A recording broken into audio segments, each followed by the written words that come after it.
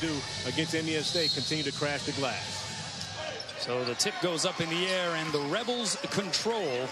Keep your eye on Joel Ntambwe. He's a guy who has really come into his own as of late, averaging almost 20 points over the last 3 games. And a tap out, and we'll be seeing probably a lot of that from the Running Rebels all game long.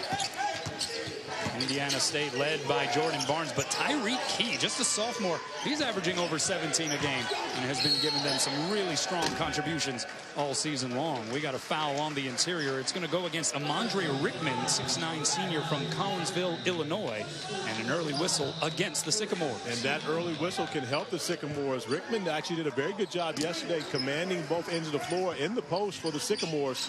So he's a guy, when you talk about the size that UNLV has, he's a guy they need to be able to have available to play heavy minutes.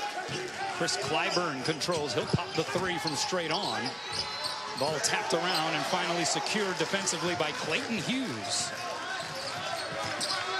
And so first offensive possession here for Indiana State. Out of the Missouri Valley Conference, coming in 7-3 on the year.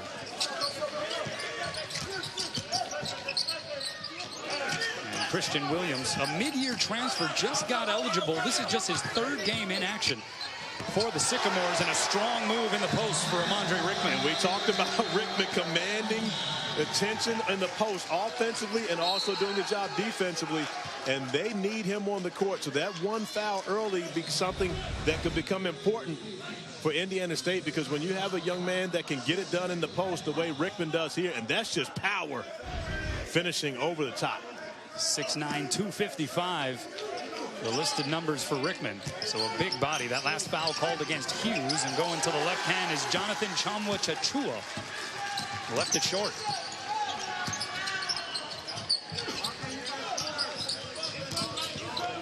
Williams, the step back 3, got it.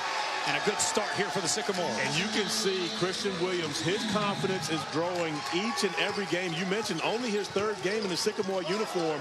Both games in double figures. The first game a double-double, but shooting the jumper as well. That's something that will be important for this team as the season moves along, and especially here tonight if they want to win over the Running Rebels.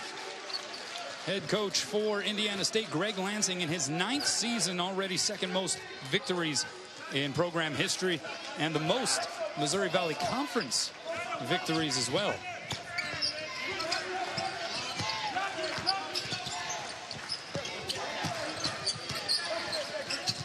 Here's Tyreek Key.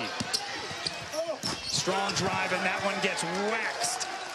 What a block there by Shea Mbake-Jong.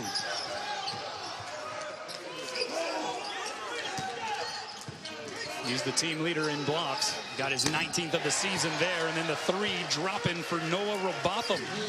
A transfer from Akron. Team leader in assists and also scoring at 7 points per game. And we've talked a lot about the 3-point shooting prowess of Indiana State. The Sycamores tied for #1 in the country with Creighton, but it was the 3-pointer that really helped UNLV separate themselves from Hawaii in their contest yesterday. Another block shot for the UNLV defense. Left corner 3 rattles around. And it is secured by Indiana State. Joel Ntambwe with the open look, unable to cash it in. Barnes with the bounce pass down low to Rickman. And the right-hand hook shot is good. I really like Rickman and what he's been able to do, and you've seen him now go to work on both blocks. And, of course, going up against a tall, athletic front line of UNLV, but Rickman does not seem to be phased at all. Already matching his scoring output in the quarterfinal matchup against Colorado. Baseline jumper left short, battered around and chased down and retrieved there by Robotham. Tried to drive the lane. Now it's Ntambwe.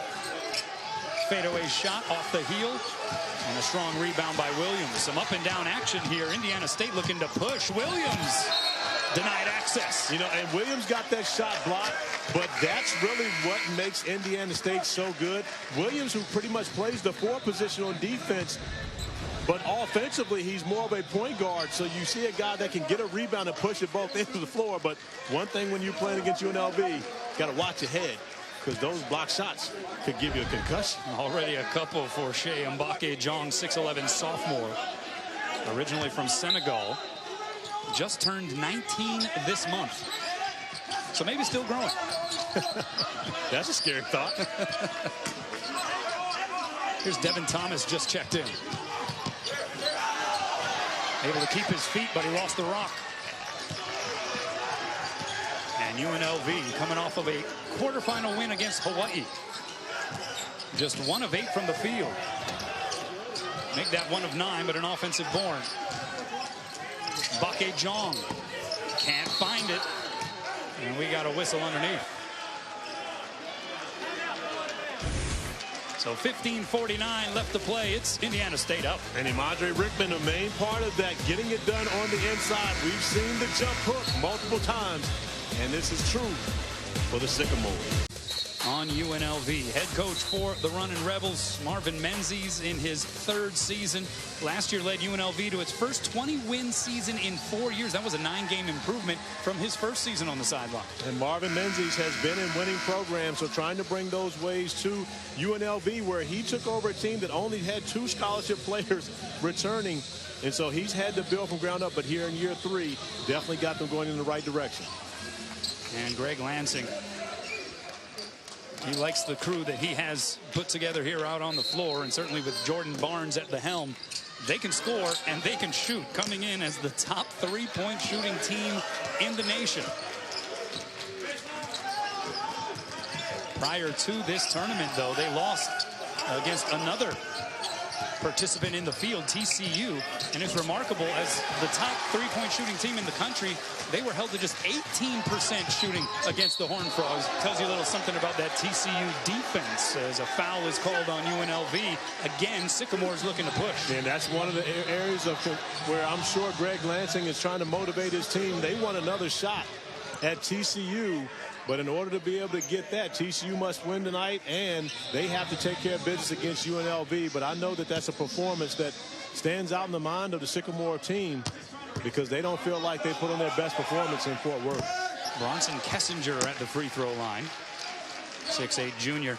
Shooting just 37% from the charity stripe. He just got that first one to go. But that doesn't look like a 37% stroke. So when doesn't come up, goes 50%. Hey, that's better than 37, though. That's right. At the end of the day, you make 1 out of 2, your percentage goes up. Lob pass to the rim. UNLV unable to convert, as Mbake John couldn't hang on. Running Rebels 1 of 11 to start this game from the field. Here's Kessinger. Well, maybe he just needs to shoot a jump shot from the free throw line. Well, and Kessinger gave Indiana State huge minutes yesterday as well. And when you think about the Sycamores and what they have to do competing against this size of UNLV, you've got to be able to bring these shot blockers out of the paint. So a guy like Kessinger can really have a field day against this defense, because the UNLV defenders are used to playing back and protecting the rim. And a traveling violation is called against Joel Ntambwe. Whenever you have the ability to shoot the basketball the way that Indiana State does, you're going to get opportunities to attack the paint, because teams are so concerned about taking away that 3-point shot, which normally allows guys like Kessinger, with that rim being protected, to walk into easy looks. Saw that dish coming from the redshirt freshman Cooper Neese. Signed with Butler out of high school, transferred to Indiana State, though, in October of 2017. So wasn't eligible like his teammate Christian Williams until just a couple of games ago. But they threw him into the fire, played 26 minutes in that loss to TCU. Was 1 of 7 from the field, played a much better game against Colorado, 10.6 rebounds in 20 minutes of time. But in college basketball, it's rare to see not just 1 but 2 guys have this level of impact coming into a season, especially when you start playing in mid-December. But both these guys, Cooper Neese and Christian Williams, the 2 that combined have, you see the numbers already, 24.5 and 23 minutes. And those numbers could possibly go up, because they are integral parts of what could be a successful Sycamore team this season. It certainly changes the dynamic of the look of this roster for sure. Here's Kessinger in low. Nice soft touch with the left hand there. And again, Indiana State, we know about their 3-point shooting, but now that's 3 separate opportunities where they've been able to post the basketball, 2 for Rickman, and 1 for Kessinger, where they're able to just score over top of the taller UNLV defenders. Meanwhile, another miss by the Rebels, knocked out of bounds, and it belongs to the Sycamores. Yeah, just one attempted three for Indiana State so far. They were 8 of 12 in the opening half of that quarterfinal matchup with Colorado. But that's okay, because what that's allowing them to do is control the tempo, and they know that Jordan Barnes is going to attract a lot of attention, and so UNLV is going to try to run him off the line. But what UNLV hasn't been able to do is guard Indiana State on the block. Here's Nice being watched closely by Robotham. Here's Kessinger again. Too strong there on the fadeaway and going up the ladder. And tearing down that rebound was Bryce Hamilton. And we'll have a whistle on the drive. This one's going to go against Tyreek Key. So UNLV 1 of 12 from the field. We're hearing a lot of clanging noises at that end. What can they do to try to see this basketball go through the hoop? Well, one thing they have to do is try to find a way to get transition opportunities and get the athletes out in space instead of having to face Indiana State's half-court defense, which has been very good early in this game. Here's Jonathan Ntambwe Chachua, and he's called for the offensive foul. 6'8" freshman from Cameroon, who has tremendous bounce off the deck. But that time, just a little too strong with it. And just a veteran play by Kessinger. Fights, doesn't get position, but immediately, and when you look at that play and you say, okay, wait a minute, what about the fact that his foot was inside the restricted area? He's a primary defender at that point, not coming over to take a charge. So as a primary defender, it doesn't matter where you are, restricted area or not. You cannot lower your shoulders and invade that cylinder, knocking a player over. Great call by our officials. So a 12-3 start here for Indiana State, and your thoughts on the pace so far? Oh, it favors Indiana State, no question about it, because what UNLV's unable to do is force the turnovers from Indiana State. And when Indiana State's getting this many good opportunities, they're going to take advantage of them. You're talking about a team that shoots close to 50% from the field, and we've already mentioned over 45% from three. Drive by Key, and that got blocked. UNLV defending well at the rim. Can they convert? They do. Bryce Hamilton, strong move by the freshman. But that's it for UNLV. You don't want to have to play against Indiana State's half-court defense. When you get those opportunities in transition, you have to take advantage of them. The block shot leading to an offensive opportunity for the Rebels. First points in 5 minutes for UNLV, and that ends a 7-0 Indiana State run. Here's Rickman backing down on JTT, the up and under move. Rims out on him.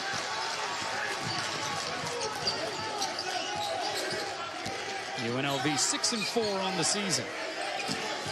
Out of the Mountain West Conference, and Ntambwe misses from up close, gets it back, gathers, is blocked by Rickman. And a little roll reversal there on the shot blocked by the Sycamores. Here's Key for three.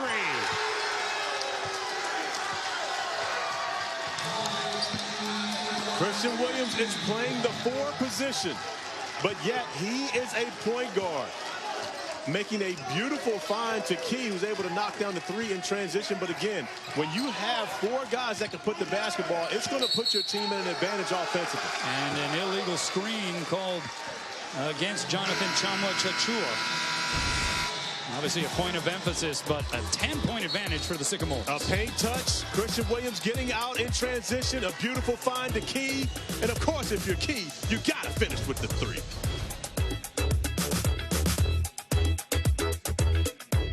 Good to see you, man. I flew to Maui. Playing with some confidence. Got that win over Colorado in the quarterfinal round yesterday. They led by as much as 14 in the second half, although the Buffaloes were able to cut it to a 1-point game very late in that contest. It would ultimately, though, be the Sycamores' first win over a current Pac-12 program since 1946. And a huge win for Greg Lansing and his team. And we mentioned the fact that he's got 2 guys who are just now playing today their 3rd game, their 2nd game in a Sycamore uniform. And Christian Williams and Cooper Nice, both these guys really just getting acclimated. But you see this Indiana State team continues to get better. And they've got up to a great start here today. Some light extended pressure there on the inbound by UNLV. You know, and for what Indiana State's already been able to do, they've done it without Jordan Barnes getting involved in the scoring mix, so if he's able to get going, it can really get dangerous for the Sycamores. De'Avion Washington unable to hit from distance. Oh, how about the cross by Hamilton? Wiped away by Rickman. Well, that was a beautiful play on both sides. Hamilton with the nice crossover. You love it, but that's one where Rickman comes up and cleans it up. $1 million move, but 10-cent shot when you can't get it over the big fella. 2 blocks for Rickman. That's now 108 for his career. 1 away from tying for 4th all-time in program history, and a good clear out there on the board. Streaking to the hole, will have a foul. Looked like a good block up top, but a whole lot of body as Christian Williams was attacking the lane. The annual NBA on Christmas Day tradition continues with 5 of the best gifts anyone could ask for. At noon Eastern, it's Bucks Knicks on ESPN. Then at 3 Eastern, noon Pacific on ABC, you got Thunder Rockets, followed by Sixers Celtics and Lakers Warriors. Then we cap off the day with the Blazers and Jazz at 10:30 back over on ESPN. All 5 games are also available on the ESPN app, so you can watch anywhere. Nothing better than playing an NBA game on Christmas Day. Is the, you know that people are home watching under the tree, opening up gifts, get an opportunity to get out there and show your skills on TV.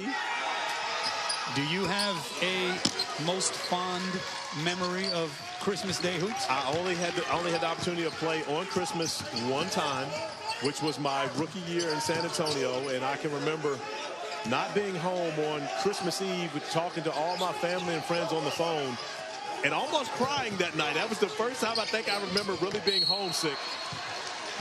But I did get a bucket on Christmas Day against Charles Barkley and the Phoenix Suns, so that made it all worth it. Well, Amari Hardy getting the bucket and the foul, as this one will go against Amandre Rickman. That's going to be number 2 on him. And that's a big foul. Rickman, we talked about, and he picked up the one on the first possession early for Indiana State. And the thing is, his ability to score on the post, but also we talked about his shot blocking ability, becomes extremely important for the Sycamores on the interior, because you're giving up so much size to this running Rebel team. You have to have at least that one guy that can compete in the post. So 3-point play by Hardy. It's Indiana State having UNLV doubled up at the moment. Ball tipped around a couple of times, brought back down by Alante Holston. And here he is again with it. Leaves it for Williams. Left it short.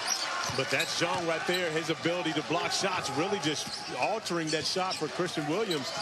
Normally that would have been an easy bucket for Williams, but recognizing the shot blocker there. And a blocking foul will go against Kessinger, as Amari Hardy showing some aggressiveness. He's a guy that Marvin Menzies refers to as a natural-born scorer, can play both guard positions.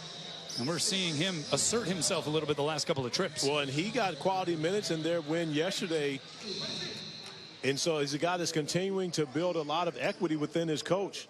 And that's what happens, especially when you go away from the road. And they, got the win over Hawaii, which counts as a true road win on the season for UNLV. For everyone else, it's a neutral site game playing in tournament. When you play against Hawaii, it's actually a true road game. And so that was a quality win for the Running Rebels yesterday. Yeah, their first true road win, in fact, this season. A game in which they out-rebounded the Rainbow Warriors 44-29, including 15 offensive rebounds, 18 second-chance points for UNLV in that game. It's been Indiana State, though, cooling off a little bit. Kessinger able to get the friendly bounce. They were one of their last 8 prior to that attempt. Kessinger giving them some solid minutes here.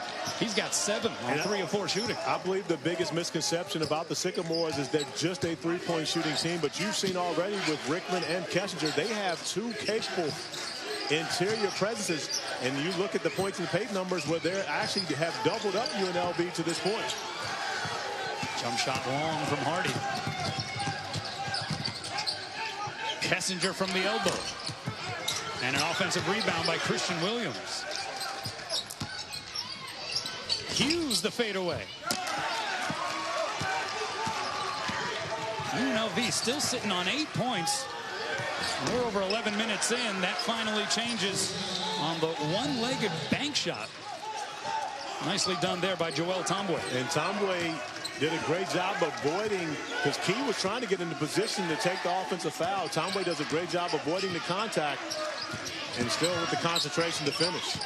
Ntambwe, the reigning Mountain West Conference Player of the Week, had 22 and 11 in the overtime win against BYU. As we'll have another whistle against the UNLV defense. And give the Sycamores credit. As many shots as they've already had blocked in this game, it has not deterred Key or Williams and any of those guys from attacking the basket, especially Kessinger. And that's the only way they're going to be able to negate this size of UNLV, is try to get these guys in foul trouble and, of course, get Jong and the shot blockers on the bench so they have more of those opportunities, because UNLV right now is doing a great job of keeping Indiana State off the three-point line. Bucky Jong picking up his second foul, so he sits. Jonathan Tchamwa back into the game along with Trey Woodbury for UNLV. Cooper Neese back on the floor for Indiana State.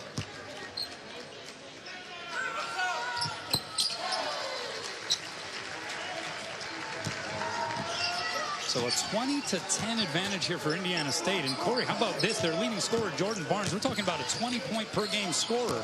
He hasn't even attempted a field goal yet. But what he has been is a great decoy. And oftentimes, you know, some of the best contributions you can make to your team is to take the attention of the opposing team. And he's done that very well. His ability to shoot the three has stretched out UNLV's defense, allowing driving lanes for his teammates to be able to get to the rim. They're not going to help off of Jordan Barnes. We talked about the fact that he shoots over 50% from three, so he's not going to be a guy that they leave. Now you're playing 4-on-4, oftentimes 4-on-3 when he's taking advantage of, when he has to take advantage of the double team.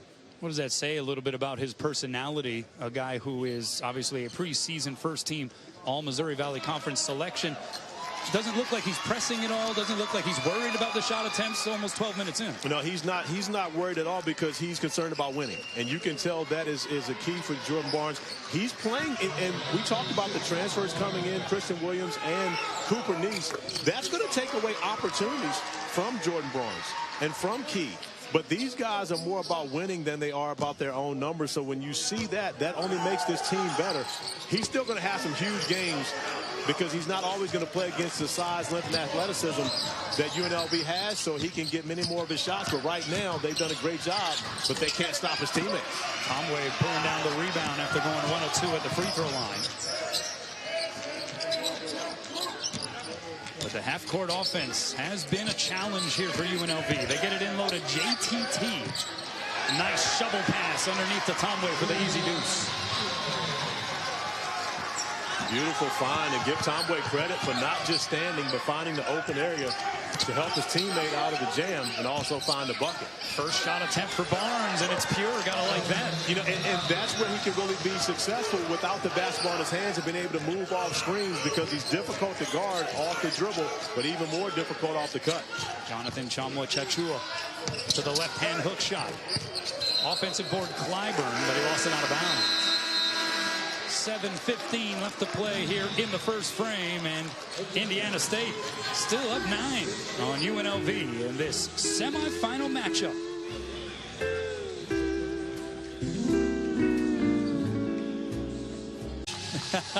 That is a good point, my friend. Because, I mean, I'm not going to stay in the room to listen to LaVonzo Ellis and Roxy Bernstein. I mean, you know, I like those guys, but not that much.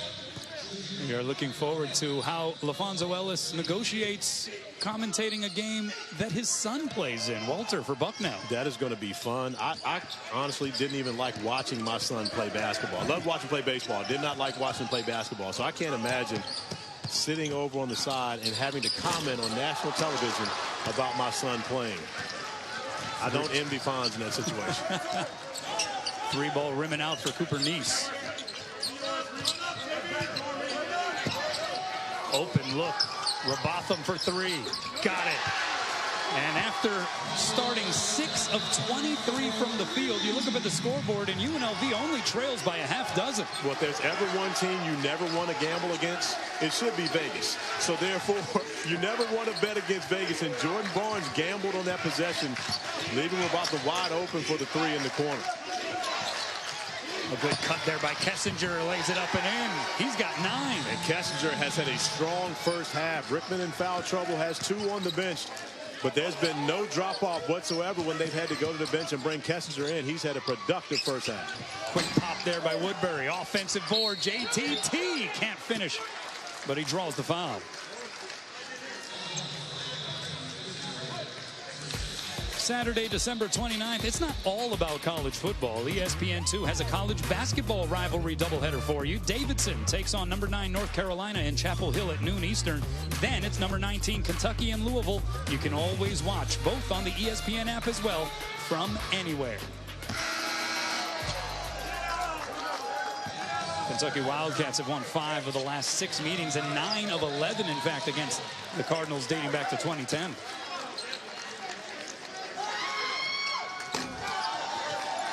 Jonathan Chachua goes short on both free throw attempts. Right now, UNLV banking on they can win with Indiana State beating him from inside the two-point line. But in order to be able to do that, UNLV's got to put points on the board. Because Indiana State, although they're a great three-point shooting team, have shown that they're proficient inside the arc as well. Thomas, he somehow held that pivot foot down. Missed the turnaround, though, and Ben Coupette Jr. with the rebound, getting his first action of the night.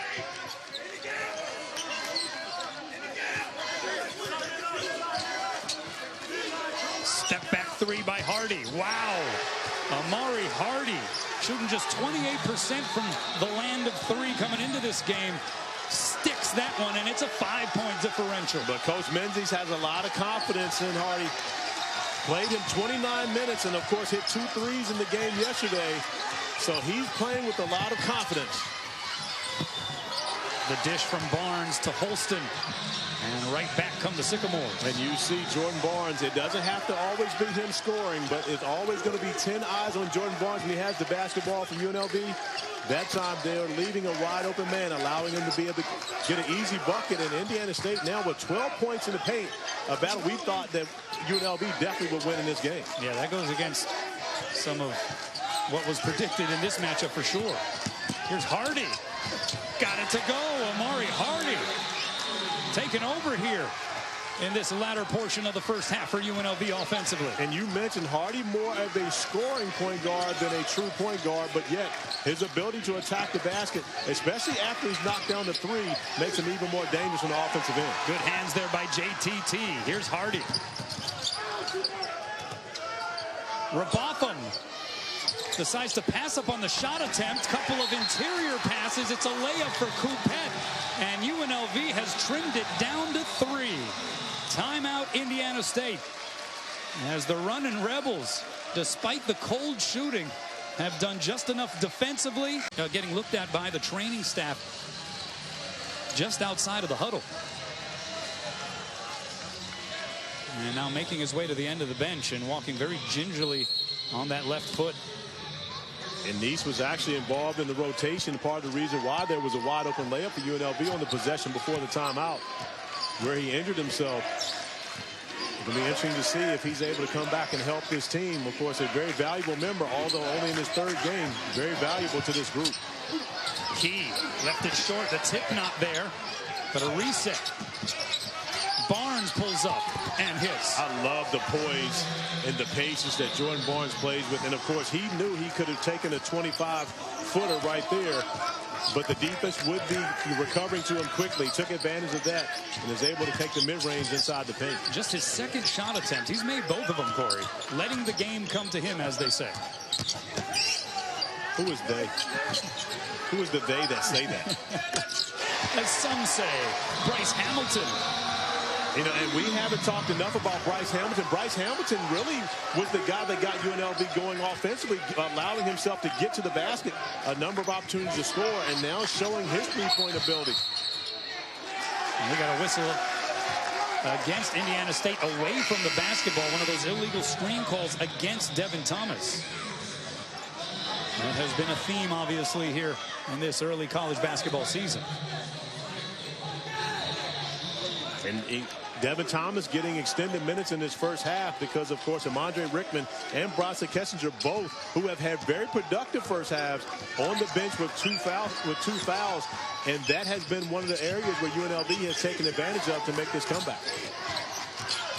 chance to tie this game or take the lead with a three. The pull-up by Hamilton. Karam's out to Barnes, and he leads the break. Stops and pops for three and hits. Kano, I could have told you when Jordan Barnes got that rebound, he was going to shoot a three. And the reason being, the mistake of Robotham was getting back inside the paint.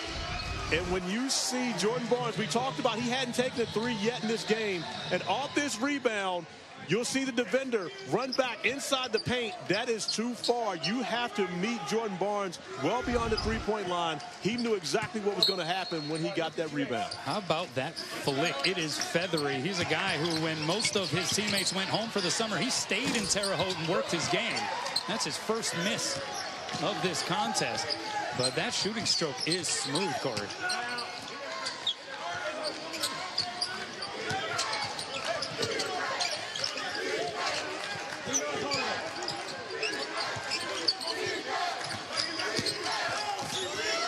Left corner three ball for Hamilton. He got fouled in the act.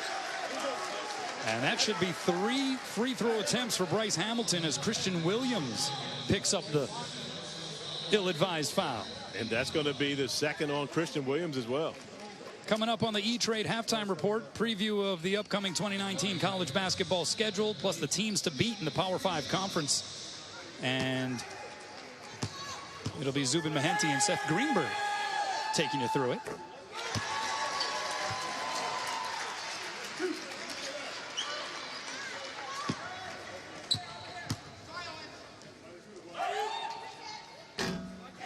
First free throw goes, second doesn't for Hamilton.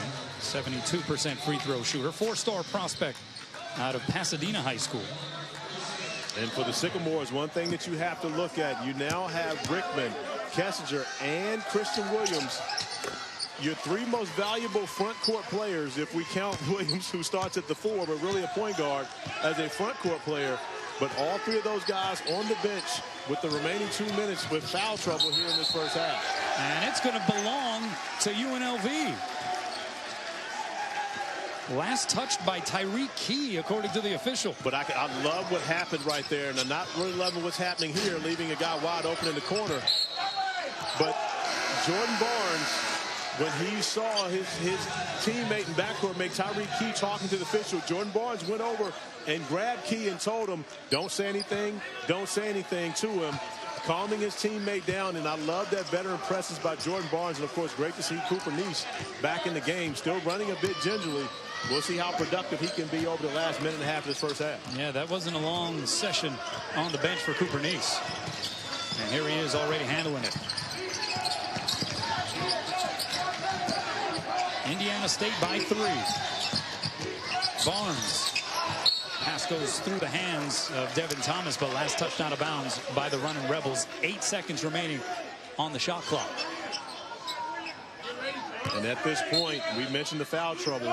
You want to play through Key, Barnes, and of course Neese. Get him opportunities on the offensive end of the floor. But those are the three guys you want the basketball in their hands. Of course, you can eliminate the other two, just keep it in Jordan Barnes' hands, and you've got a great chance if you're the Sycamore. Barnes with the floater. And stop talking floaters. We don't want to talk floaters. Who loves that shot? No one. Transition opportunity here. It's Holston to the hoop. And UNLV able to avoid that only momentarily, though, as Barnes pulls up, can't hit. Holston gets it back. Shoot it again. If I'm Jordan Barnes, I'm letting that one fly. Especially at this time, you could actually get a 2-for-1 on that possession. And as well as he shoots the three, he missed one, which means he could shoot another one. He shoots 50%. He's going to make it. It's a given, right? Instead, he's fouled by Hamilton. But let's take you through Corey Alexander's least favorite shot in basketball, the floater. Yeah, not a fan of the floater, not a high percentage shot. But when you've got a guy like Jordan Barnes who can score the way that he does, you get. Now, look at that. You see how many times that ball hit the rim? When he shoots his jumper, it just goes straight in. You see what I'm saying? You got more accuracy with the jumper. Look at the free throw with form, with technique. The floater, you throw it up there for chance. I can tell you right now, I got a problem with Indiana State's SID, Ace Hunt, who called a spin move step back off of one leg, fadeaway jump shot, a floater in their game notes. What is he thinking? Now he's got everyone in the world thinking that was a floater, not even close. I mean, not only is he referencing your least favorite shot, but he also misidentified it. The reverse layup not there. Too strong from Clyburn. A golden opportunity missed for the running Rebels. And now about a second differential between the game clock and the shot clock. Indiana State can run it down.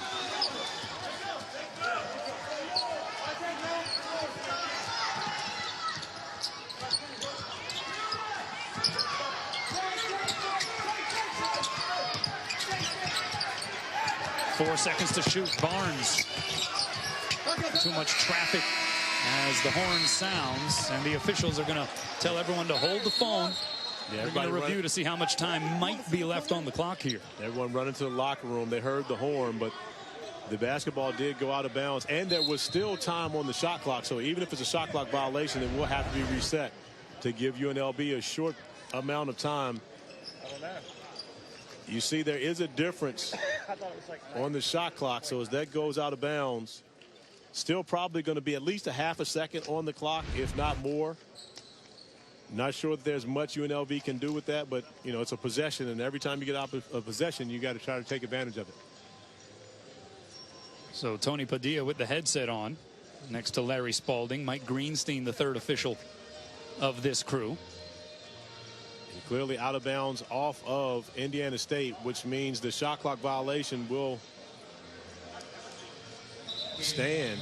Well, now, interesting to see because, oh, I said 0.5 earlier. It will be 0.6. Oh, 0.5. 0.5. Was I right? You got it right on the number. I've been right twice in 2 days. That is new. That is new for me.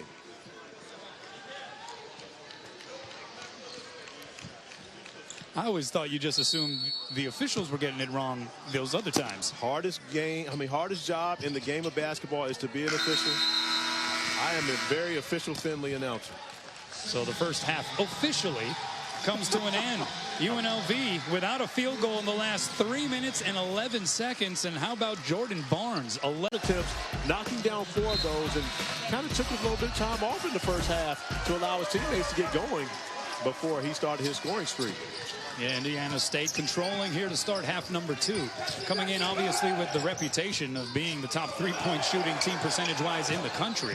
Made 9 three-pointers in the quarterfinal win over Colorado as Amandre Rickman draws the foul. But they went into the post early to establish the inside game, as you pointed out. They do so again on the first possession here in half number 2. And by doing so, they get the third foul on Jong, who spent some time on the bench after picking up those first 2. But he was the guy that was doing the majority of the shot blocking for UNLV. He had 2 shots blocked in the first half and changed a couple other shots. So that's a big possession early. But a great job by Coach Lansing drawing up something to get his team to get the basketball inside. Rickman missing the free throw. A 42% free throw shooter. Yeah, how about that? Jordan Barnes averaging almost 21 points a game. Didn't even attempt a field goal until 7.5 minutes remaining in the first frame. But that's the mental side of the game that Jordan Barnes has developed, and he recognizes how opposing teams are going to play him, and he didn't force anything, just took advantage of the opportunities he was given, and he was more of a facilitator early in the game until he found his opportunities to score. Rickman beating everyone back, but he can't finish.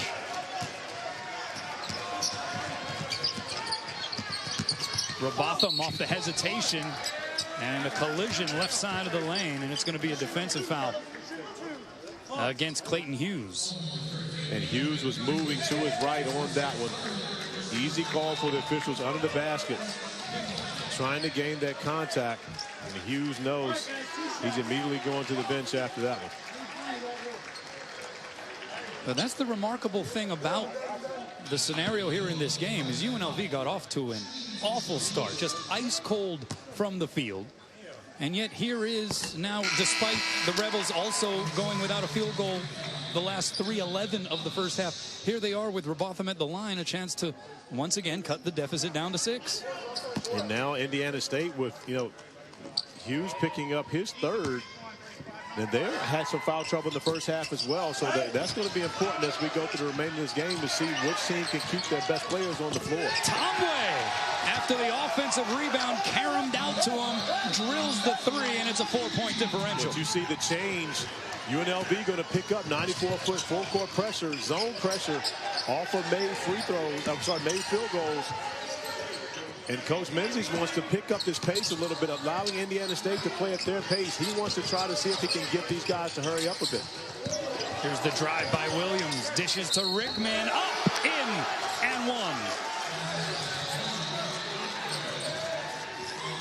And a great job by Christian Williams on the baseline, not settling for a three-pointer, attacking the basket and dropping it off to Rickman.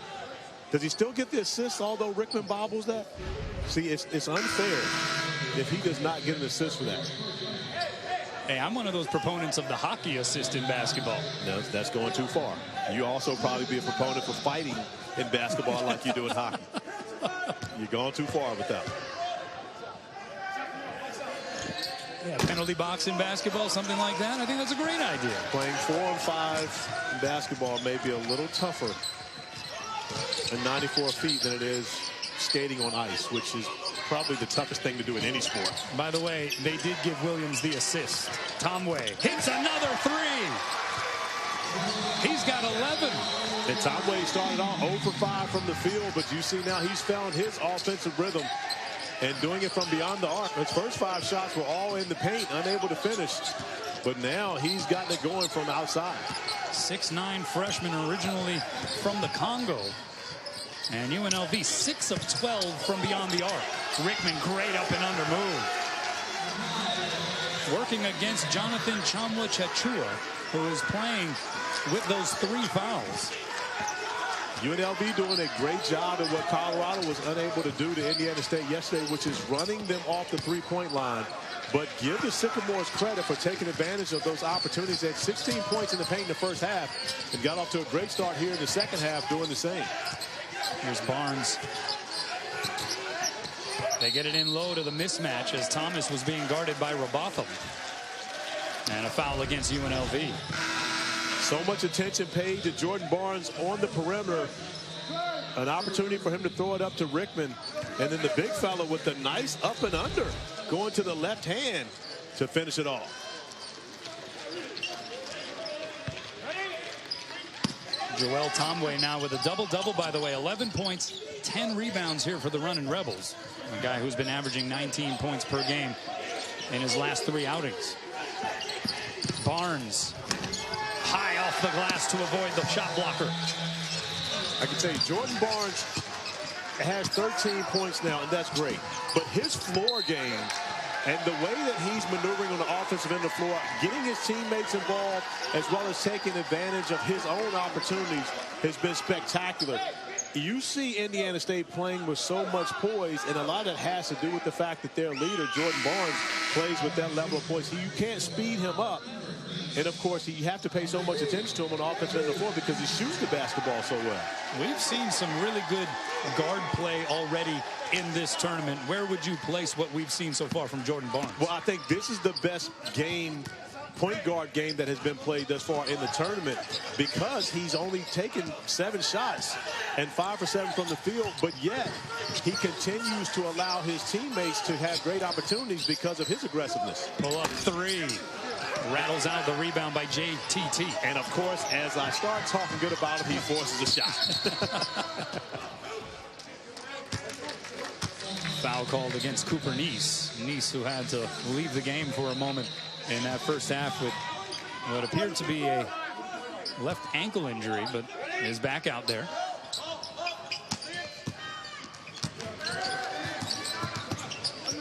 First ever meeting between these 2 programs. UNLV and Indiana State. Ntambwe on the show and go.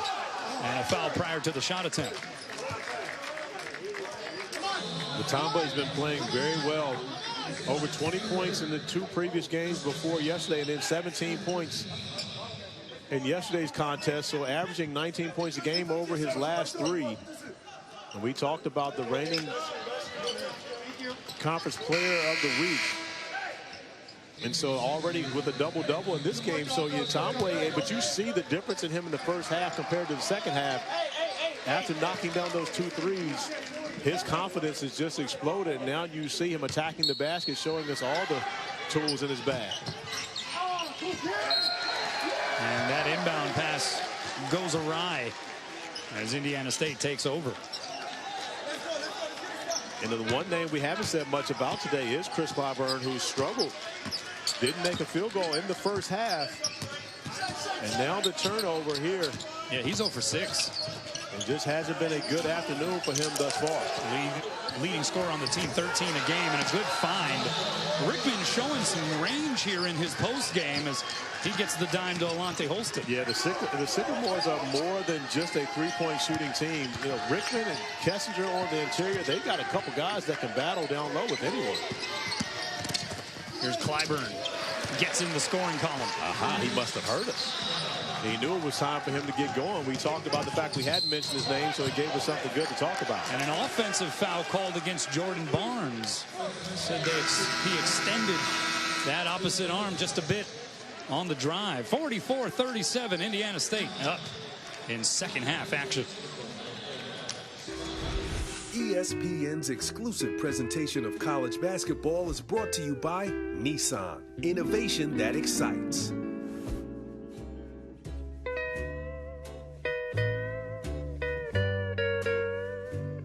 College football playoff semi. Indiana State and UNLV, and it's the Sycamores up 44-37, and perhaps surprisingly dominating in the paint court. Well, it's a 24-12 advantage for Indiana State in the paint, but a lot of that has to do with the fact that you have so many players moving and cutting, not standing still. Holston making sure Rickman knows that he's there. A great find by Rickman, but the communication between the two, interior passing, has been an advantage here this afternoon for Indiana State. How long was Holston open under there, huh? He had enough time to clap, yell a little bit, talk to his teammates, let them know, hey, I'm wide open. The pull up by Hardy off the heel. And the rebound pulled down by Tyreek Key, and it'll be compounded with a foul call against Chris Clyburn. Now, it's a small thing, but coming out the timeout, I'm almost certain that is not what Coach Menzies drew up. With a step-back three, and Hardy's been good, no question about that. But at the same time, when you have an opportunity to get your team on the sideline and draw up something and how you want to be able to attack when you have the basketball, it normally has something to do with motion if it's not getting the ball inside. But I'm almost certain it had nothing to do with a step-back jump shot. Oh, that pass was there, but Rickman couldn't hang on. But they're going to say it was last touched by Jonathan Chumwa-Chachua and not Rickman, so it stays here in the possession of the Sycamores. Coach Menzies not happy about that one. Voicing his displeasure, but how can you not be happy here? Hanging out in Honolulu. Fun place to be during the holidays, there's no doubt. I'm sure right now the coaches have no clue or care as to where they are. It's simply about trying to win a game. It's a lot more fun when you are winning. Alante Holston getting in on the fun. And once again underneath. Doing a great job making himself available to teammates as an outlet. We showed the replay earlier where Rickman was able to find him. And again, along the baseline, just able to attack the paint. Here's Ntambwe. Shovels it to Chumwa-Chachua. The follow-up not there either by Ntambwe.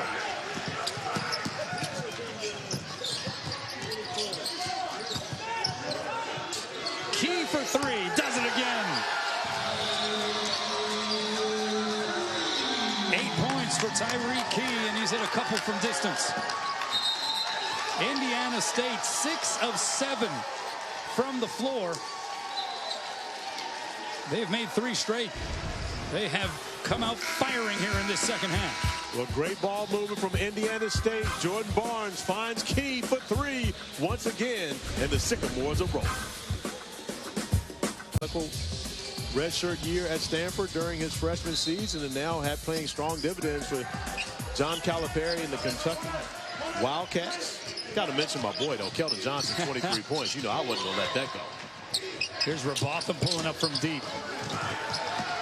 And UNLV has gone cold again from the field. Meanwhile, Indiana State continues to attack the rim and score on the interior.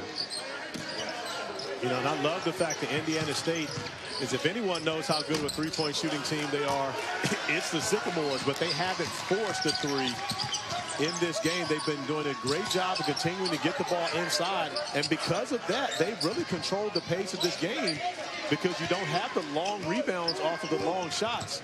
Everything in the paint, and they've been successful more often than not. Ntambwe. That one rims out, but he draws the foul. He'll go to the free throw line. But nothing falling right now for UNLV. I mean, even from point-blank range. Well, you remember Ntambwe knocked down the 2 3-pointers early in the second half and really started to open things up for him offensively, but he hasn't gotten much production from any of his teammates as he continues to attack the basket, try to find a way to the free throw line, which, of course, you put points on the board and stop the clock and allow UNLV to set up their pressure. But I'm not sure if their full-court pressure will have any way to affect the Sycamores because they play with 3 to 4 ball handlers on the court at all times.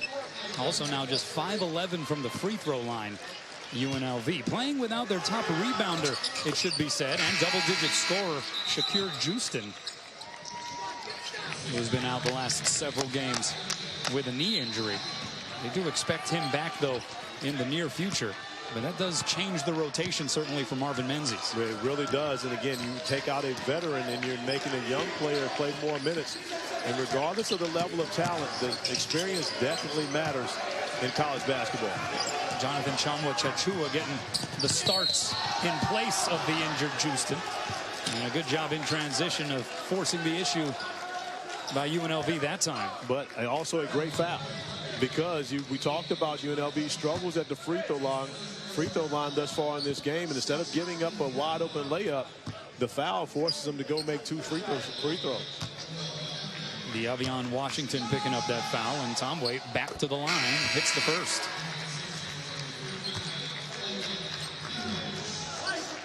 Ntambwe working on a double-double, 13 points, 12 rebounds. He went 17 and 11 in the quarterfinal win over Hawaii yesterday. He's really started to come on as a player for Marvin Menzies, averaging 19 points a game over his last 3, and looks as though he'll be at least on pace to get to that throughout this one, adding the rebounds, really becoming the go-to guy for this UNLV team. Ntambwe, one of those guys, again, from the Congo. Marvin Menzies saying he didn't pick up basketball till pretty later in life. And so he's a guy still learning how to play the game, as are several of these UNLV running Rebels. Here's a poke away and take away by Clyburn. Dishes left to Hardy. And on that play, Clayton Hughes got back in position, but didn't attempt to take the charge because he has 3 fouls already. Didn't want to risk picking up the 4th. But I think he was in great position to be able to actually take the charge. Williams got that one stripped. Right into the hands of Kessinger, though. He was in the right position. How difficult will it be to defend Indiana State if Kessinger and Rickman can give you this level of performance on a nightly basis? With their ability to shoot the 3, they would be extremely dangerous. And, I mean, a 28-14 advantage for the Sycamores on points in the paint. That will bounce out of bounds, and it will belong to Indiana State. The Sycamores have hit 7 of their last 9 attempts from the field. And you're right, Kessinger now with 11 points on 5 of 7 shooting.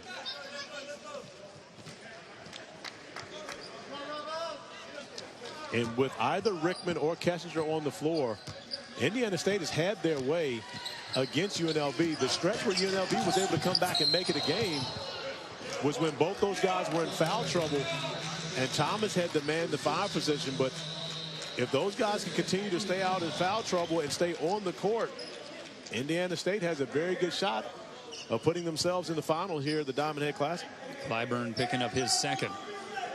Indiana State making its 2nd Diamond Head Classic appearance in 6 years. They were here back in 2012. Finished 3rd place in what was a thriller of a 3rd place game. They won on Jake Odom's bank shot about 15 feet away in overtime to beat Miami in that 3rd place game. That was a Miami team that actually made it to #1 in the country. Alante Holston, or make that Chris Clyburn, I should say, and 1. Avion Washington picking up the foul. Under 12 to play. UNLV trying to hang around here in this semifinal matchup of the Hawaiian Airlines Diamond Head Classic.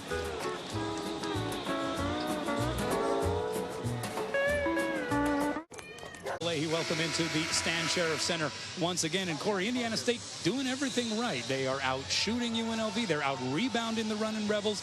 And they're doing so in the paint as well. Well, and UNLV banking on the fact that Indiana State can't beat them inside the paint, but they've done that in this game. Only 8 3-point field goal attempts for the Sycamores. They're making 50% of those, so UNLV's done a great job running them off the line.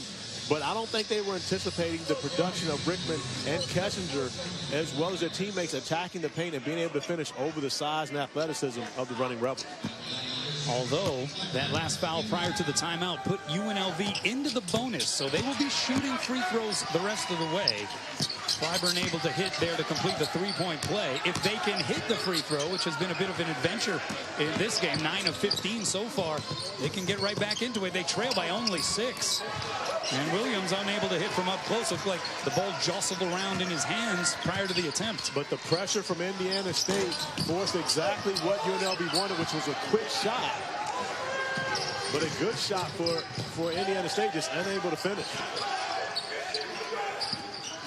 Key on the drive. And they'll reset.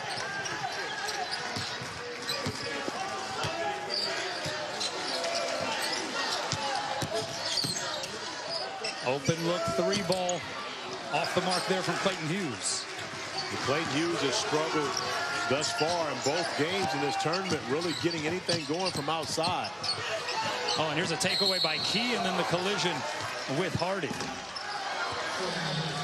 Hardy lamenting what was certainly not a quality possession for UNLV that trip. But yet the running Rebels are hanging around here with almost 11 minutes remaining. Well, they are hanging around, and they've been able to get to the free throw line and take advantage of those opportunities here recently. Clyburn has been able to get a couple baskets to go. And, of course, if you're able to score, then you can set up that pressure to try to force Indiana State to take a quicker shot and get the basketball back. A couple of subs getting ready to come in for Indiana State. It'll be Holston and Rickman back on the floor. And Noah Robotham replaces Amari Hardy. We've talked about the struggles that Hughes has had in this game, but Alante Holston has definitely picked up that production for Hughes in that game, and I'm sure that's one of the reasons why Coach Lansing is deciding to go with Holston at this point. And I'm sure we will see Hughes again in this game, but right now Holston doing a great job making himself available on the baseline for his teammates. He's a big portion of that, those points in the paint as well for the Sycamores. And we'll have a whistle against UNLV out on the perimeter. Going to go against Bryce Hamilton, his second.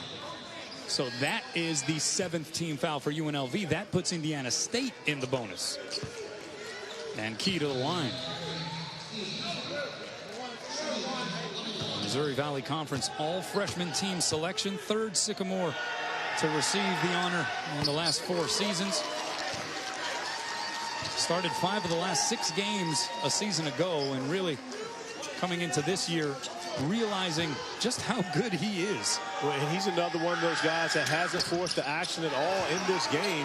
He's pretty much taken what the defense has given him, just like Jordan Barnes, and not gone out of his way to go get his numbers, but more so concerned about what makes the team better.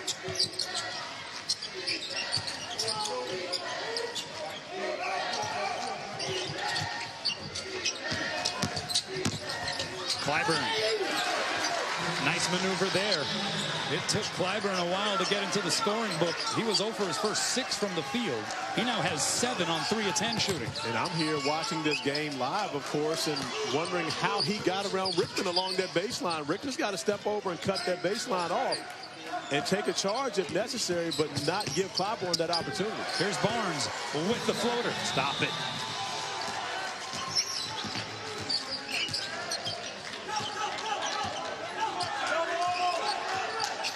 I mean, that was the definition of a floater right there. 2 feet in the air.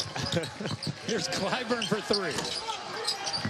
And that one knocked out of bounds. Last touch by the Sycamores. I'm not sure if that was definition of a floater. He's got the arm underneath him. Great form on this. That's a jump shot without. That's a jump shot without putting the other hand on the ball. It's a one-handed jumper, is what you're saying? We're going to have to really show you guys what's a floater and what's not a floater. We will break down the anatomy of the floater when we get a chance here. Robotham working against Barnes. Clyburn in traffic, got it denied. Now Key off and running. Right into Hamilton, and he draws the whistle. I'm not sure if Indiana State gets enough credit for how good they are defensively, but we've talked about Christian Williams and his offensive ability coming up with the block shot. And then when Key gets the basketball in his hands, he's only thinking turn that defense into offense. Unable to finish, but gets to the free throw line. So Key able to knock down that first free throw. The 10th leading scorer in the state of Tennessee's history. He broke Tony Delk's single season mark as a senior. So he knows a thing or two, obviously, about putting the ball through the hoop. Yeah, anytime you're mentioned as a scorer alongside Tony Delk, you're putting up numbers. Because Tony could get it done.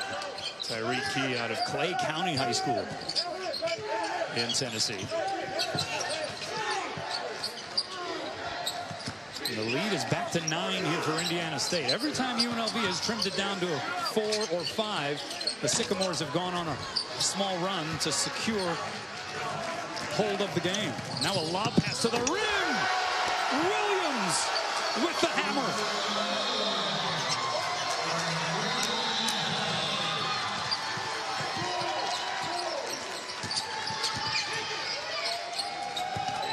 A 6-0 Indiana State run.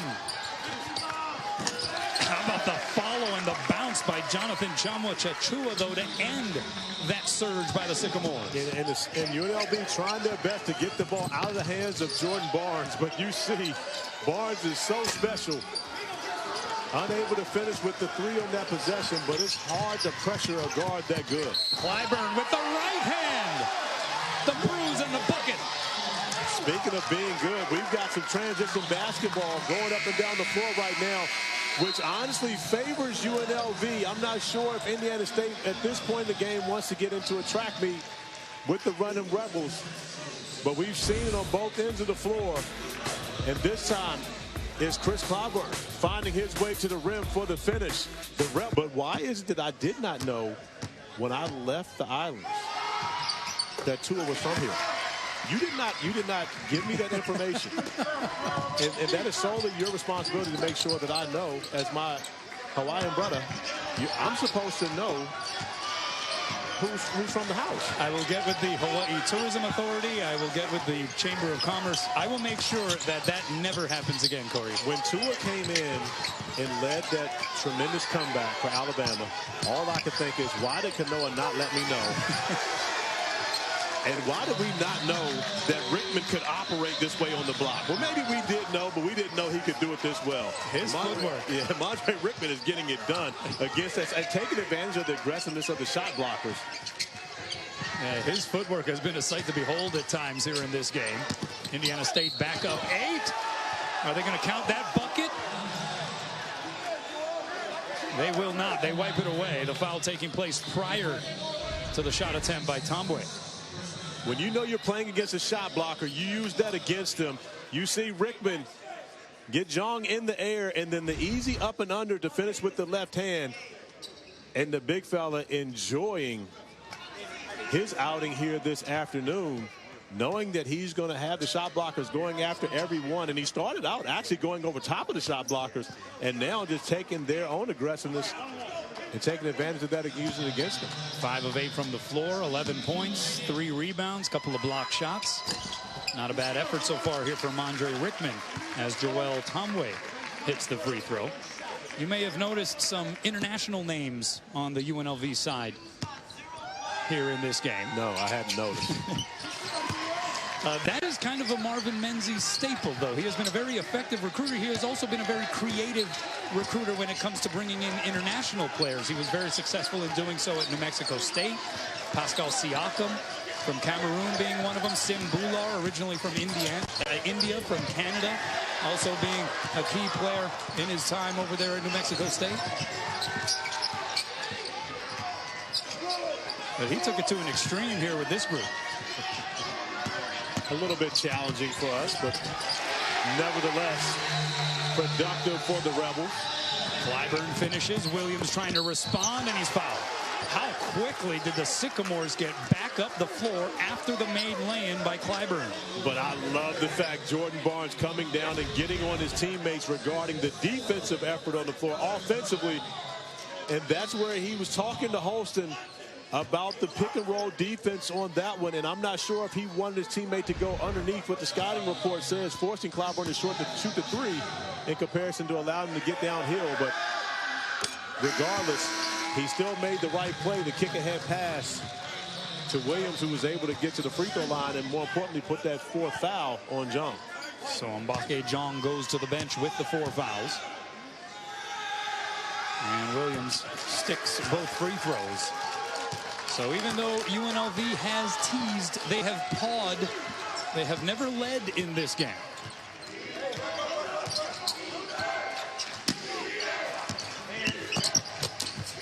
Ntambwe and 1.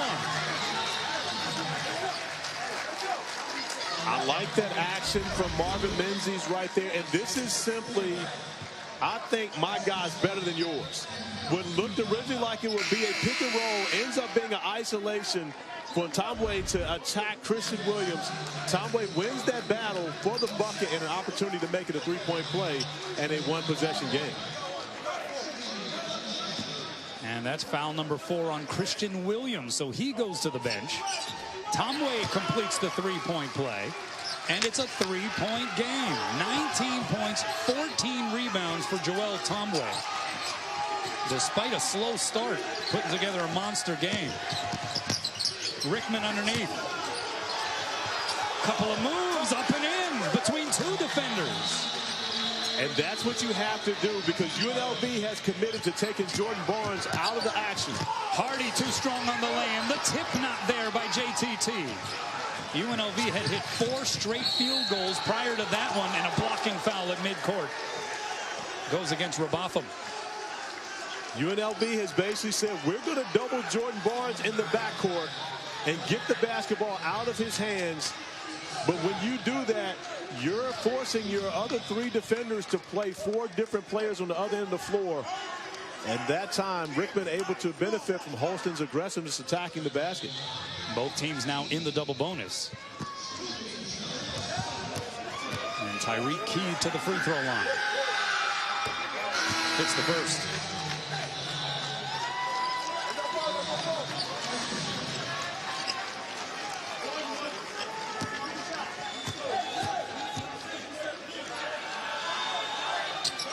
Goes 2 for 2. Key now with 13 points. He's 7 of 8 from the free throw line.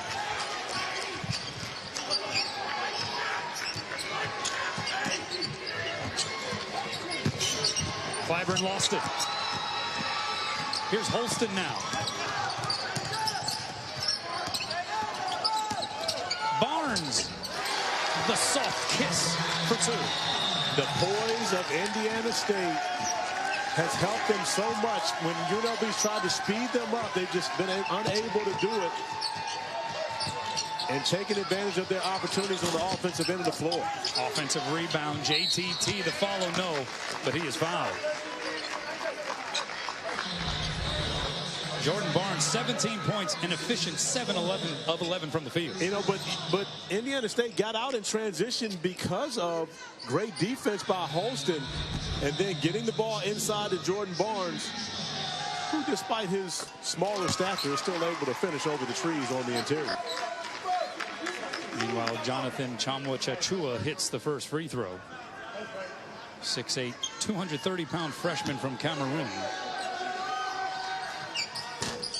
Graduate of the Australian Center of Excellence, attended through the NBA Global Academy program. And it's a 7-point ball game. Sycamores break the press, and Barnes doing Jordan Barnes things. But again, Jordan Barnes made the right decision not to pull it out and set it up and try to play against UNLV's half-court defense. You've got an advantage. Take advantage of it when you get that short shot in the lane. And another foul is drawn, this time by Amari Hardy. Now 19 points, 5 assists for Barnes. And this time, Jordan Barnes, not the guy that's trying to take the basketball out of his hands, but you can't allow a dangerous player like that to have freedom in the open court against your pressure and get behind your defense, because you can pretty much put 2 points on the board when Jordan Barnes gets to that spot. And you notice, crunch time, he didn't shoot a floater. Okay, that's a pull-up jumper. Technique, form. Where did this disdain for the floater, where did this originate for you? The floater was designed for people that can't shoot. That's the reality behind it. Guys that couldn't shoot started shooting the floater. Mark Jackson, Avery Johnson. Now, these guys worked on their game and became better shooters as their careers went along, but the floater was designed for people that couldn't shoot, that had to get shots off in the paint over bigger defenders. But now guys that can shoot decide that they want to take a lesser percentage shot, which makes no sense to me. Oh, the strip there by JTT. The running Rebels finishing at the other end. Hardy with the 2. That was a great timeout by Marvin Menzies, because even after the score, the Sycamores had an advantage on the other end of the floor. And right now they hold a 5-point lead, but we've got ourselves a game, ladies. Diamond Head Classic. The winner of this one awaits the winner of Bucknell TCU. And that's going to be a pretty interesting matchup later on in the day. It definitely will. Jamie Dixon, of course, with ties here at the University of Hawaii, trying to bring his CCU Horned Frogs in to win a championship here at the Hawaiian Airlines Diamond Head Classic. Of course, Nathan Davis's Bucknell Bison don't want to hear any part of that. And you know what's missing from that Sports Center prompt? How about them Cowboys? Oh, boy. NFC East champs.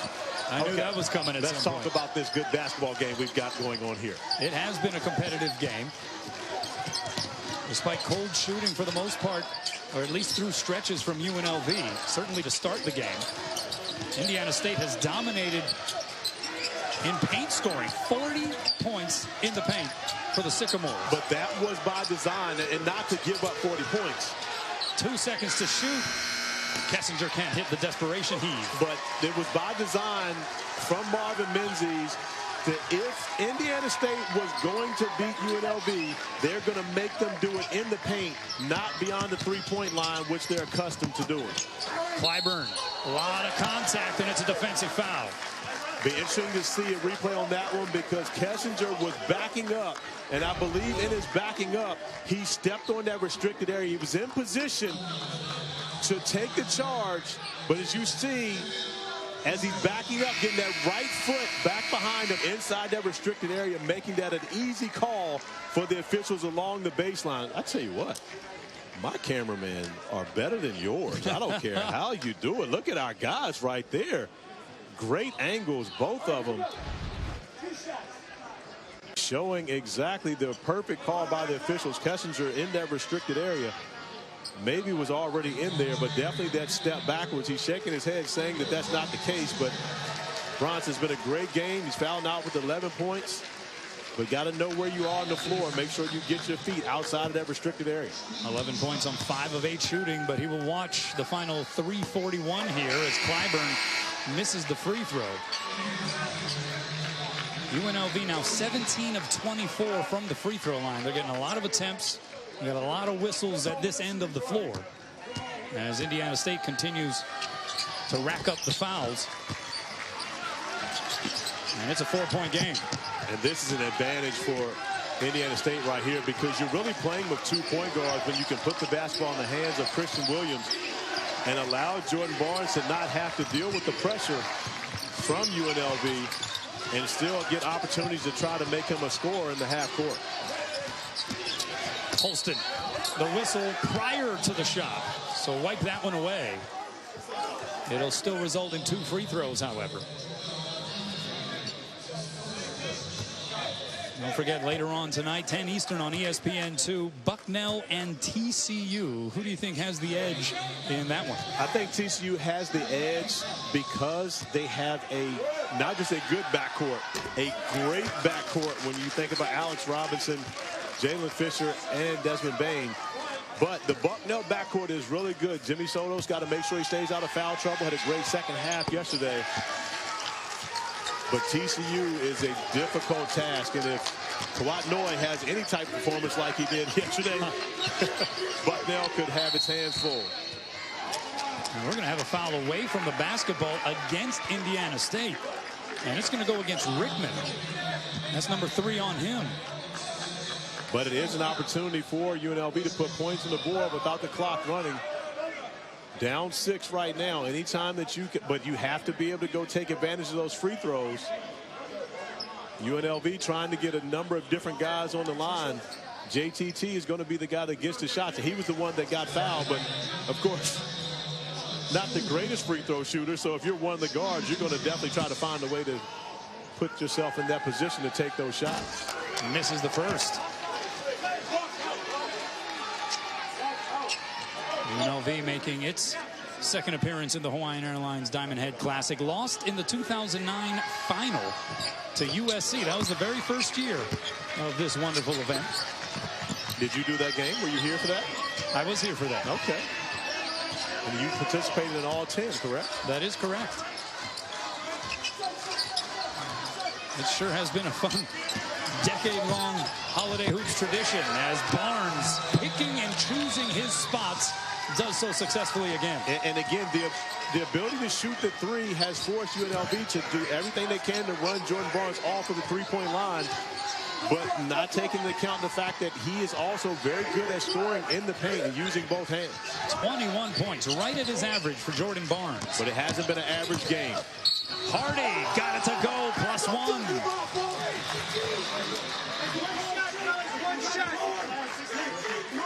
UNLV just not ready to fold it up. Well, and we're seeing great guard play. You see going over top of the screen, not giving Jordan Barnes any room, but the ability to be able to switch back to the left hand and finish. But Hardy, anything you can do, I can do better. And better in this case would be not only 2 points, but an opportunity to get 3. And that is foul number 5 on Christian Williams. So he is gone. Cooper Neese is inserted back into the game. And Kanoa at the 10-minute mark, Clayton Hughes checked out of the game. And I said at that point, Holston was really giving Coach Lansing more production in this game. Doesn't mean that he's a better player, but in this game, Holston has given Coach Lansing more production. And since then, Alante Holston has stayed on the court, been an effective member, not necessarily always with the numbers, but has helped Indiana State.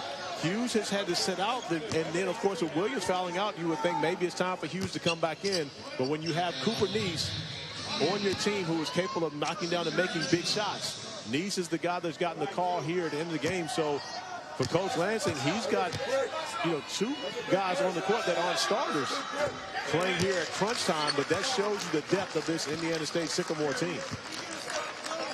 That foul called against Clyburn, his 3rd, so it's become a free throw fest here in this late stage of semifinal number 1.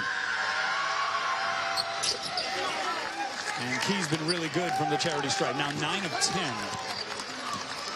He's got 15 points. Still a 6-point differential.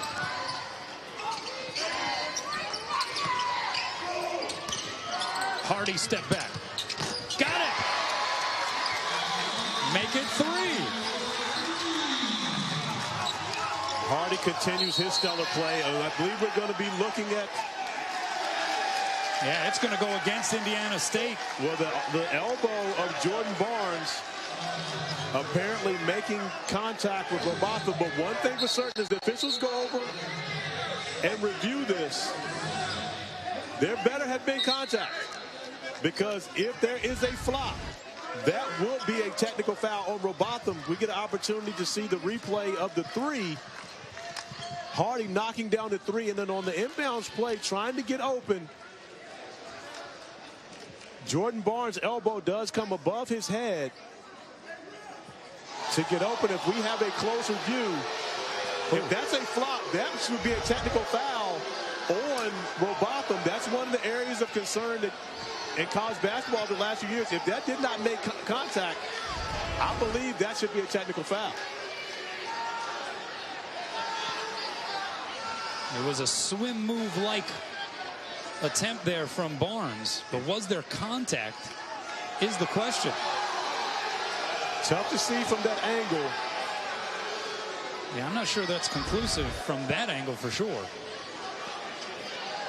I'm pretty sure that the rule states when the officials go for that review, if it is a flop, and if indeed there was no contact, that's close. That is very close, because I can tell you right now, when you look at that, Robotham's face did not change directions when Barnes' elbow came over the top. But it was really, really close, so you can't necessarily say that there was no contact. Hard to see on that one. Maybe it did graze his nose. Yeah, but it looked like superficial contact, if nothing else. Yes, but it can remain an offensive foul on Jordan Barnes with them going over to, because that was the original call on the floor, and that can remain. But if there was a flop, in which I don't think there's enough evidence there to show that it was a flop, if so, they could penalize UNLV with a technical foul because of that. But I don't think that there's enough evidence there to show that it was not a flop. So once again, Tony Padilla with the headset on, taking a look at this. Noah Robotham was getting looked at just outside the UNLV huddle. And again, the call on the floor was a foul against Barnes. Yes. And again, that close, I believe that there was contact made. You know, it was just a delayed reaction a little bit, in which made you think, okay, was there really contact here? But the original call, it wasn't a flagrant foul by any stretch, in my opinion. But the offensive foul being called on Barnes, I think we'll just go play basketball and leave it at that. But we're going to get an explanation from our officials. Mike Greenstein coming over.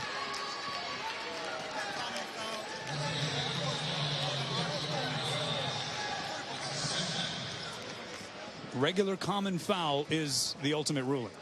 And I think that's the right call, because, again, it wasn't an egregious blow to the head by Jordan Barnes. I'm going to say that there was contact, even though it was so close. There was contact. And also an embellishment on the part of Noah Robotham. Well, no, I'm not going to say that, because if you get hit in the nose, you immediately cry. It's nothing you can do about it. You have to cry when you get hit in the nose, and it's enough to drop, any man. So if he did get hit square enough to where there was contact, I'll roll with that. How big is this possession here? Ntambwe gets his own rebound and is fouled on the way back up.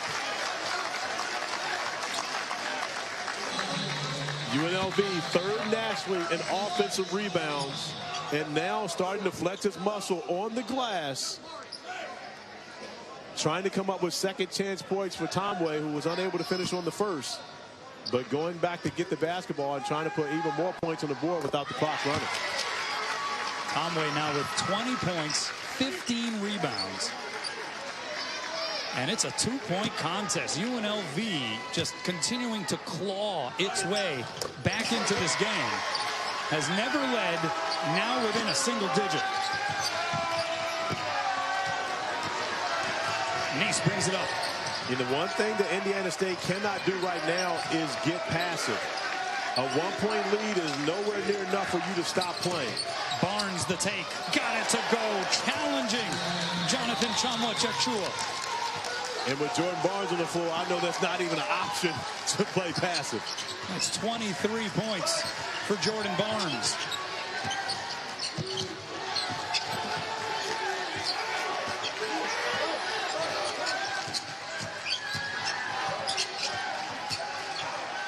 They go in low to JTT. 5 seconds to shoot. Hardy. The whistle taking place prior to the basket.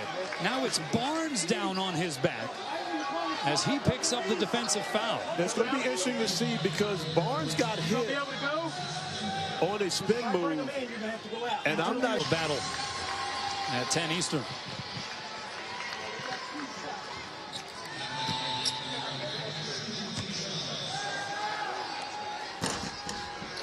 And the free throw by Amari Hardy is good. How about the game that Hardy's put together?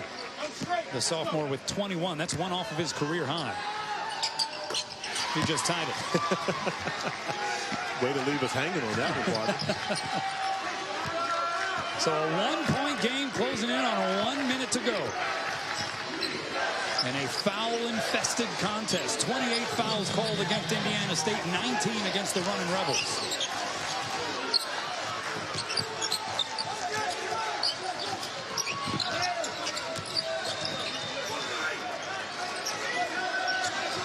Barnes with it. The pull-up three. Got it! Nothing but!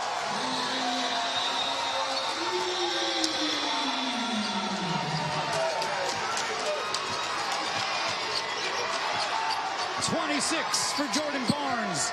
Sycamores by 4. Robotham. Can't hit. The follow-up is good by Clyburn. And UNLV still within a possession, 24.6 to play, but Jordan Barnes stone cold, and he has his Sycamores still on top. Prenderò 10 biscotti e 12. They hit us in the mouth. Well, Jordan Barnes literally just got hit in the mouth, but he punched back with a big three-pointer. A defensive mistake by UNLV. They've run Jordan Barnes off the line all night long, but in the biggest moment, a small breakdown giving him enough space to pull up and knock down a huge three. But even so, offensive rebounding allowing UNLV to stay in this game. They've yet to lead, but still in striking distance to come away with the win. But it's going to take a big stop here. I'm sure UNLV will come out and go for a steal with no timeouts remaining. They'll go for a steal. If they don't get the basketball, it will be a foul. But look forward to seeing two players guarding Jordan Barnes, trying to keep the ball out of his hands. Indiana State still with 2 timeouts in its pocket if they run into any trouble.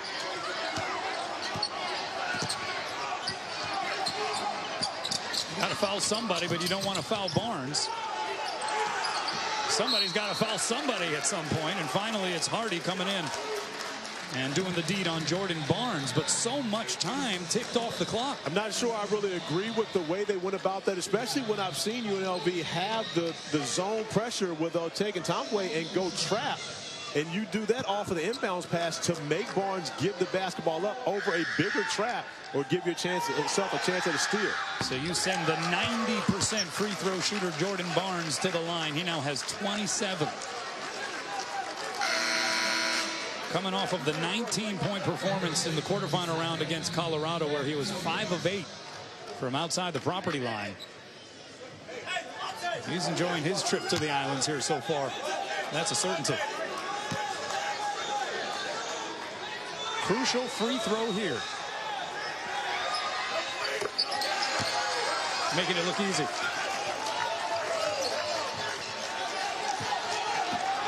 UNLV needs something in a hurry. It's Hardy. Got stripped by Barnes. Key comes up with it. And with 3.6 left to play, it will be Tyreek Key going to the free throw line. And the Sycamore faithful that made the trip all the way from Terre Haute, they are starting to sense a championship game appearance for Indiana State. And Indiana State has led the entire game wire to wire. And an impressive performance by Indiana State as a team. When you think about what they've been able to do with their points in the paint, Rickman, Kessinger, Holston, everyone that's been involved, but a superb floor game as well as 28 points for the star here early in this game, Jordan Barnes, who put his team on his shoulders at crunch time. 28 points, just one off of his career high. Meanwhile, Key missing the free throw. He's got 15. With UNLV's size and athleticism, the thought was they may have an advantage on the interior. That was not the case here in this game, however. Indiana State attacked the paint, and all that did was open up opportunities outside when Jordan Barnes wanted to take over. Inbound goes to JTT. Hamilton for 3. And this one is over. That basket does not count. Indiana State wins 84-79, and they are moving on to the Hawaiian Airlines Diamond Head Classic Championship game. Well, and an opportunity to see what could be a great showdown. Regardless, Indiana State net backcourt is going to play against a